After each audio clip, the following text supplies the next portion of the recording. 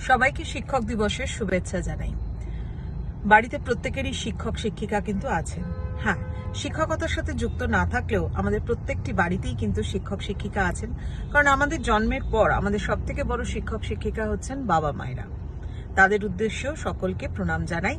এবং শিক্ষা কি শুধুমাত্রই আমরা শিক্ষকের কাছ থেকেই পেয়ে থাকি? না, আমরা বাস্তব জীবন থেকে শিক্ষা পাই, সময় থেকে শিক্ষা পাই, এবং জীবনে বিভিন্ন পরিস্থিতি থেকেও কিন্তু এবং জীবনের অভিজ্ঞতা থেকেও কিন্তু প্রচুর শিক্ষা পাই। তবে আজকের যুগে দাঁড়িয়ে, আজকের এই সমাজে পরিস্থিতিতে দাঁড়িয়ে বলতেই হয় যে ভালোভাবে শিক্ষিত শুধুমাত্র পুঁথিগত বিদ্যা বা থিওরিটিক্যাল পাঠ দিয়ে নয়।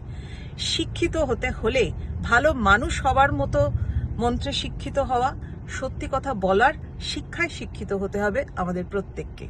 কি বলেন আপনারা, তাই না?